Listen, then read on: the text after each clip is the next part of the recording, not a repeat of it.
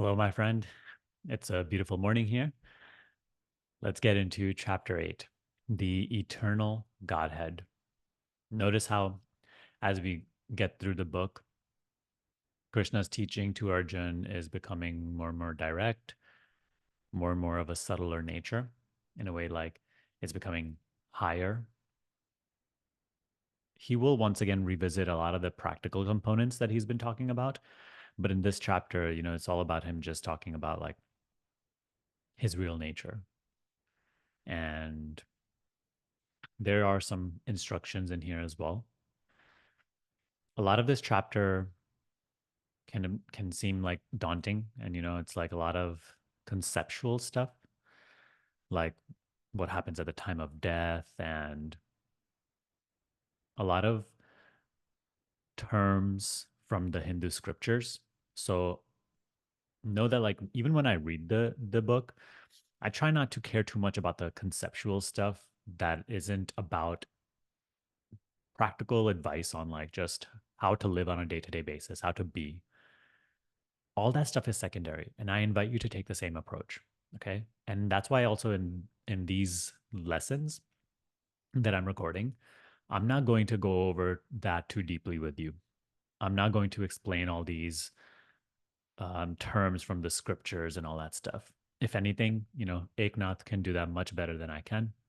And he does so in his chapter summaries, or like, the chapter, his explanations before you actually read the chapter. So my goal always, as you know, is like only helping you with the practice and simplifying the practice with you and for you. But don't think that I only do that for you. That's like the way I approach this teaching. When I read any of these teachings, and like, it's all about certain things about the scriptures and conceptual things that you can't really, it's just like an idea. It's not necessarily something that's in your direct experience and not really practice related. I truly just don't pay too much mind to that, and I don't worry about interpreting it or understanding it too much. I'm like, okay, if that's the case, then we'll see. Maybe that'll come into my understanding at some point, and if it's meant to be understood, then it will find its way to me. But I'm not going to waste my time to try to interpret it and understand it and grasp it too much. I invite you to take the same approach. So the chapter starts by Arjuna asking Krishna a few questions about like certain terms, that he's heard in the scriptures. And he's also asking like, what is Brahman? So Krishna says, my highest nature is the imperishable Brahman. And this way you may have heard in teachings called as the absolute self or the infinite self, beyond birth and death, beyond I am.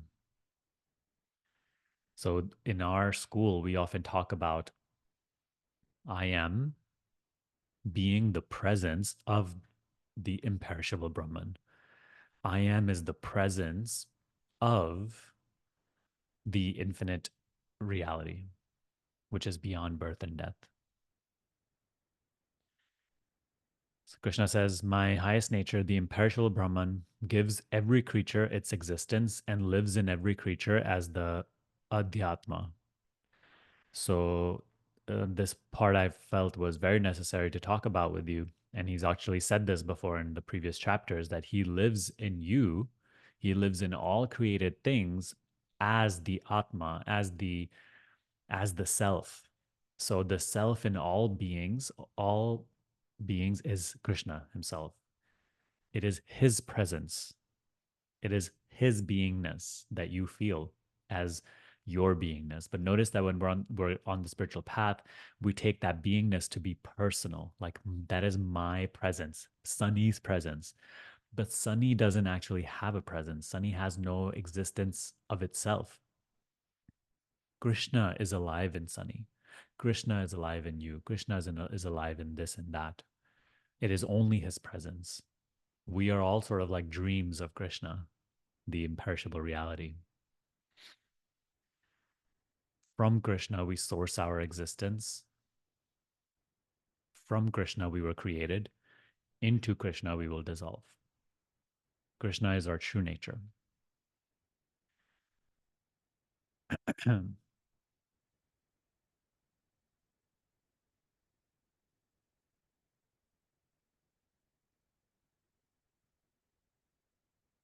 So in verse 5, those who remember me at the time of death will come to me. Do not doubt this. Whatever occupies the mind at the time of death determines the destination of the dying. Always they will tend towards that state of being. Therefore, remember me at all times and fight on. With your heart and mind intent on me, you will surely come to me. When you make your mind one pointed through regular practice of meditation, you will find the supreme glory of the Lord. Sometimes when people read this, they start, you know, caring too much about, oh, death and what's going to happen at that time and where am I going to go and what he's talking about. And, then there's just endless debates about what happens at the time of death and all that stuff. You have to be the earnest seeker. You have to be the one who sees through all that. And you have to see Krishna's message always, or message of all spiritual teachings, and see, like, okay, how can I implement that now? What can I do about it now? How can I embody this truth now? So when I read this passage, of course, it is fascinating to think about what will happen when you die, but that is not of utmost importance. Okay. What's going to happen when you die will already happen when you die. Okay. So the main thing, though, the instruction that Krishna is giving us is that whatever occupies the mind at the time of death determines the destination. So he says, therefore, remember me at all times and fight on. With your heart and mind intent on me, you will surely come to me. He's not, the way that I interpret this is like he's not telling you, wait till the time of death and make sure that you remember me. He's saying, remember me now. And he will say that in a upcoming passage, I believe, that like the only way to remember him at the time of death is to remember him now. And again, you're not remembering Krishna as just like an image or a form or the name. Remembering Krishna means to remember I am, rather than awareness of things, of objects, of concepts. It's awareness of being. That's what meditation is, you see? Throughout our life, it's almost like a training. We're training to die, not when death comes, but here and now. When you remember I am, when you are aware of being, the whole personal structure, the self image, the ego is dead. You have to experience the absence of your personal self. Only those who make the mind one pointed through regular practice of meditation, which is remembering I am, will find the supreme glory of the Lord. So don't wait till death comes and then hope to remember Krishna at that time. If right now, if our mind is just filled with the chase for the next experience and pleasure chasing and, you know, just constant addiction to experience, then trust me, at the time of death, when you're about to lose that experience, mind will just be anxious about experience also.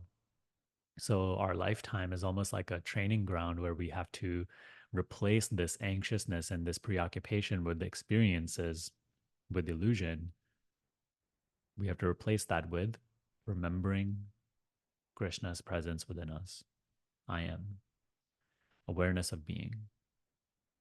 We have to turn inward. Only if we remember him now can we hope to remember at the time of death when everything seems to be dissolving into Krishna. In verse 9, he says, the Lord is the supreme poet, the first cause, the sovereign ruler, subtler than the tiniest particle, the support of all, inconceivable, bright as the sun beyond darkness. Remembering him in this way at the time of death through devotion and the power of meditation, with your mind completely stilled and your concentration fixed in the center of spiritual awareness, between the eyebrows, you will realize the Supreme Lord. Now, in my personal experience, I don't know exactly what is being referred to as like between the eyebrows. In many teachings and scriptures, it's called as like, um, of having some sort of significance spiritually. It's called the third eye. I don't look at the third eye as something that has a location. Um, just from my own practice and experience, I look at the third eye or the spiritual center of awareness as I am. It's almost like the source from where you feel like your entire experience is arising. So I personally wouldn't get too fixated on the eyebrows part, like this point in between your eyebrows part. I would focus on awareness. We are stilling our mind in awareness, right? As in teachings of Ramana Maharshi, the heart is referred to as, the center of spiritual awareness is known as the heart. He's not even talking about the physical heart. He's talking about the heart of your entire experience, from where it all appears to arise, to whom it appears to arise, and that is the witness. That is Krishna, which is alive in you and as presence. So remembering him at the time of death, we can only do that if we train ourselves through the power of meditation and devotion, with our mind completely stilled and our concentration fixed in the center of spiritual awareness. We must strive to practice that throughout our lives. Sometimes there are mentions of, like, you know, locations in the body being significant. Maybe in the teachings of Ramana Maharshi, sometimes, like, he does refer to as he does talk about some sort of significance in the heart region. Um, here in the Gita, Krishna talks about the center of the eyebrows. You can, like, if that fascinates you, you can, like, look into it if you like. However, don't give too much significance to it. Ultimately, the self does not have a location. Location only belongs to as Krishna said in the last chapter, the realm of Prakriti. It does not reach beyond Prakriti. So, and when you actually look into your own awareness, you will find no location. You will find that anything that is locatable is an object of your seeing, the very knowing of which is not located.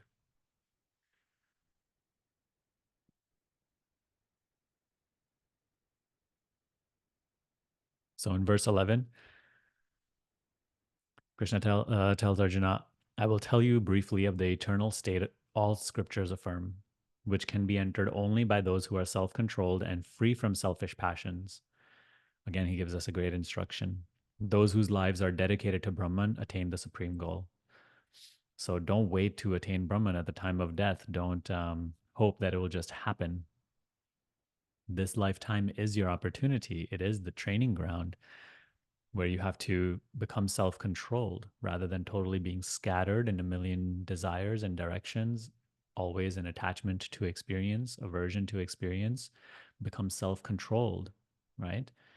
As I said in, like, in a Buddhist teaching, Buddha said, um, a mind that does what it wants and goes where it wants, it will never attain the truth. So that's what it means to become self controlled. We have to discipline the mind. We have to learn to bring it inward. Otherwise, it just remains in concepts, unreality, illusion. So become self controlled, free from selfish passions. Krishna will drop that every chapter, at least once, again and again. So that should tell you the importance of selfless action. Don't just live this life for personal gain, it will get you nowhere spiritually. It may get you places in the world, but ultimately that will not be of anything more than a temporary satisfaction, which will always leave you chasing the next thing. You can, of course, create well being in your life. Of course, you love yourself and, you want well being for yourself. That is okay. But ultimately, the thing that you are living this life for is to realize your true nature, go through all gain and loss with an even mind, without attachment or aversion. Play the game of gain and loss without being a slave to it, without totally being bought into it. Always work towards doing your work better and better, being of service to those who you serve, your family, maybe your employees, your the people you serve with your work, but try to do it without selfish interest. You will still gain from it because that's just the nature of this game. The work you do, you will gain from it. If you run a business, people will pay you. If you work a job, you will get paid. And you can, through your work, gain more and more money and this and praise and respect. But don't do it only for those things. Use your work to purify your mind. If you're lost in selfish passion, right? Krishna and the Buddha both say that this is the root of all delusion and the sustainer of illusion. He says, those whose lives are dedicated to Brahman attain the supreme goal. How do we dedicate our life to Brahman? Meditation, selfless action, devotion, faith, surrender.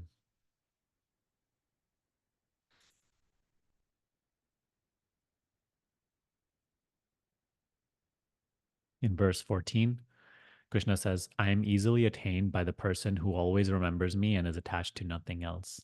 So, once again, right? Devotion to the self. Such a person is a true yogi, Arjuna. Great souls make their lives perfect and discover me.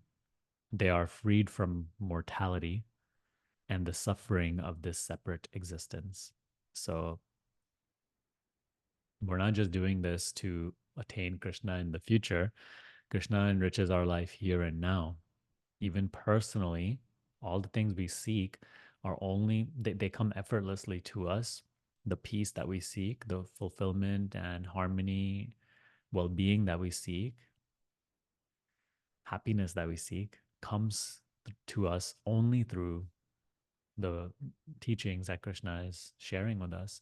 So remembering him, it's not only like you get a reward at the time of death that you go to Krishna.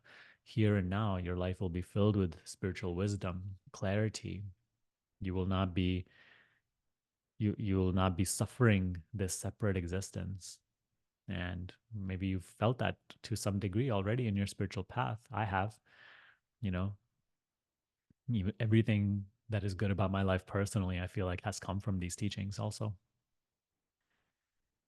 Sometimes I feel like I don't know how I could possibly bear this personal life without this spiritual wisdom. Like, I mean, of course, I feel like the people who are without it, they are, putting up with it. They are suffering through life. But the more we discover the spiritual wisdom, the more I bet we have this feeling that it's like, without it, how could I possibly survive any longer?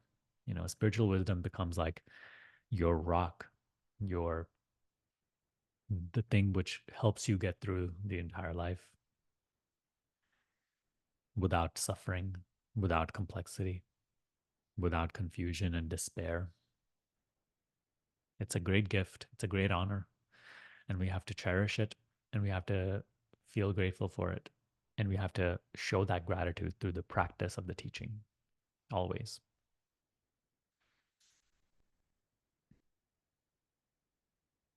That's how I always felt, you know, because I was in such a state of deep suffering and despair when these teachings came to me. So as I began to understand this and began to grow in my understanding, like I felt, and I still do to this day, like such a deep gratitude. And I always had this attitude like, God, you saved me from so much suffering and illusion. And like my only way of gratitude and showing my gratitude is I will completely live by your word. I will devote my life to this and nothing else. So in verse 20, he once again mentions his true nature as the unmanifest reality, which is eternal and is not dissolved when the cosmos is destroyed. So he says, all of creation and dissolution happens within me, but I am that eternal, immortal reality which is beyond both creation and destruction and dissolution. Those who realize life's supreme goal know that I am unmanifested and unchanging. So as we purify ourselves and grow in the understanding of spiritual truth, we know our being to be the unmanifested and unchanging, beyond birth and death. And he says, having come home to me, those people, those they never return to separate existence. So, right, I always think of like the rivers, countless rivers flowing into the same ocean. I always think of that example. It's like all our karma, our sack of mental impressions is purified, emptied out. It can no longer exist on its, it can no longer uh, persist. It can no longer extend itself into another body, into another body. It has now dissolved into the totality. It's like that soul merges into um, the entirety of the real self, Krishna.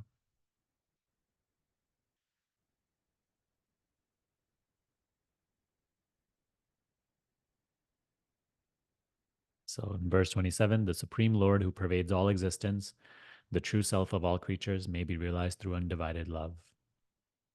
And in the next chapter, he will talk about love and faith and devotion. But here, love can also be talked of as awareness of self. Awareness of self is love of self. Awareness of things is love of things, love of illusion.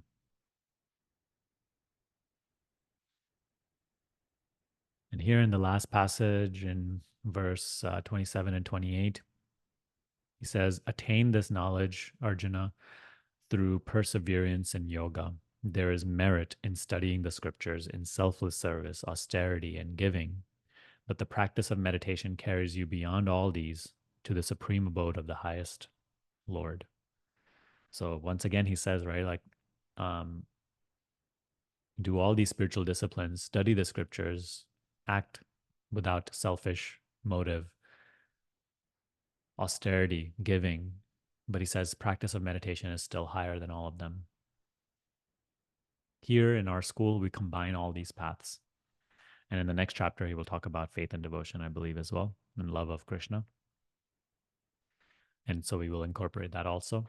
But yeah, try to make your life as spiritual as possible, not by concepts, but by embodying these disciplines, by purifying your action, your motive, the way you live, the way you are. It's spiritually fulfilling and even personally enriching. So let's cover the main points for today.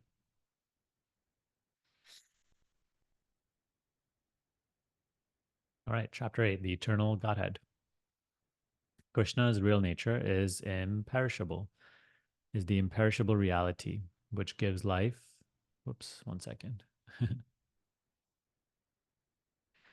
Krishna's real nature is the imperishable reality which gives life to all created things.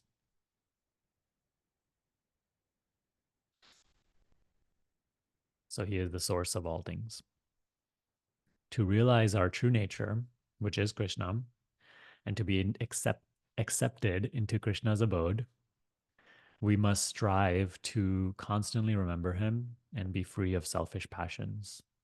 Attachment and aversion are the greatest obstacles to spiritual knowledge. So we have to use our action, our personal life to little by little purify the mind of all attachment and aversion. We have to ultimately fully surrender. And we have to constantly strive to remember Krishna by turning the mind inward, away from appearance, objects, towards self. Awareness of being is awareness of Krishna. To remember Krishna at the time of death, we must practice remembering him now. Make your mind one pointed through meditation. So as Krishna says, like at the time of death, a portal opens up, and you may have heard that in other teachings. I believe, but I believe it also, Eckhart Tolle mentions it in The Power of Now. Don't be, I mean, you can be curious about it, but don't be too obsessed about it, as I said. If you want to hope to remember him at the time of death, you must remember him now. Strive to remember him now. Whatever you're focused on now is what you're going to be focused on when you die. If you are just entirely preoccupied with experience and your personal gain, then at the time of death, you will also just be occupied with experience and personal loss, loss of person. So remember him now and see whatever comes at the time of death.